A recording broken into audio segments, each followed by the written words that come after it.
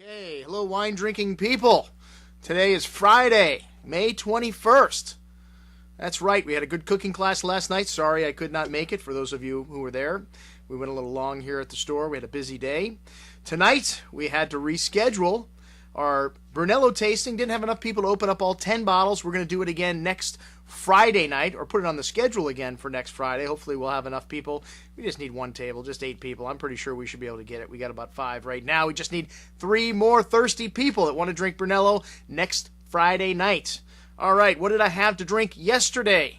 Yesterday, it was not too busy of a day in the store, but we had a couple of good suppliers in. First up was Selected Brands, a small distributor that is on the move in this market. They've got a lot of great products.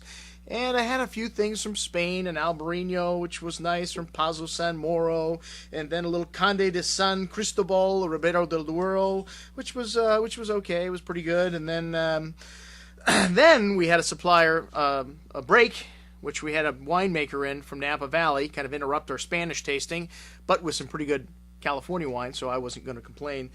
This gentleman had some really nice Merlot blend, and then a Cabernet Franc, probably the best Cabernet Franc single varietal that I have ever had. The name of the winery is Palazzo, and that is just the gentleman's last name, Scott Palazzo.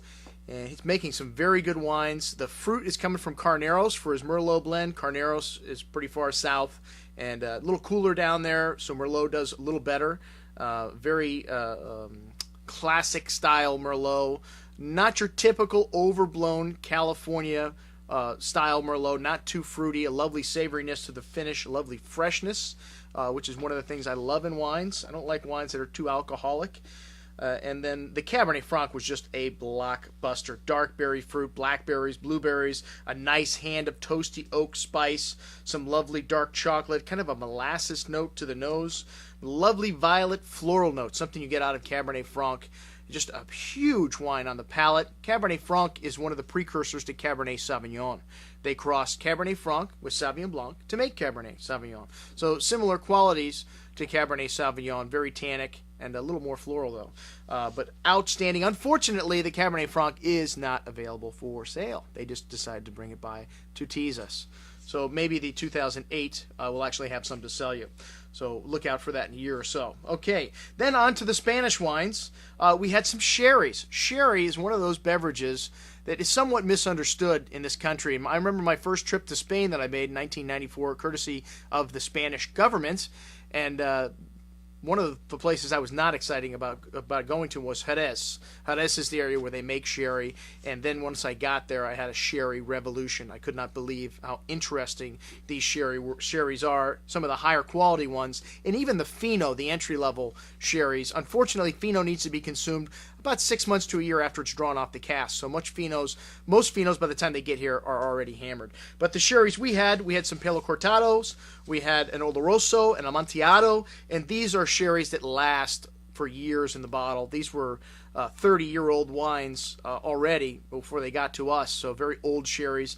Very nice, just a little expensive. Sherry is a tough sell anyways, but at $100 a bottle, a real tough sell. You can check out the reviews online. These wines were nice, but again, very expensive. Speaking of my first trip to Spain, blast from the past walked in the door yesterday. Joe Spellman, master sommelier, he was on that trip in 1994. At that time, he was working for Charles Trotter in Chicago. Today, he's wearing his Justin hat as he was out peddling Justin wines, which Justin's a winery we're very familiar with from Paso Robles. The isosceles has been a big seller here in the store, so I was very excited to taste the new release of isosceles. This wine we have on our offer today. We'll probably do a separate offer on this in a week or so, but after we've negotiated with them on the price a little bit.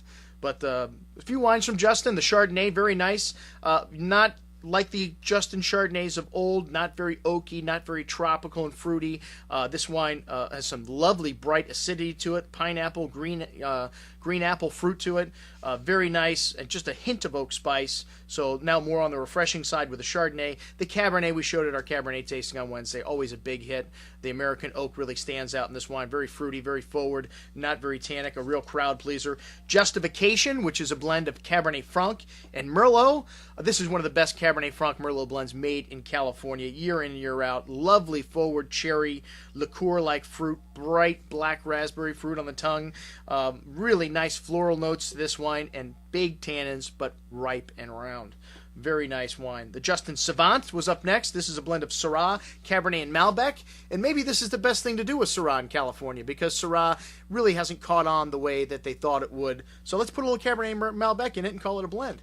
There we go. I'm all for it. That Savant was very nice. One of the more exciting new things from Justin. Then the Isosceles 07. Check this wine out. It is most excellent. Okay, and then the Obtuse Port.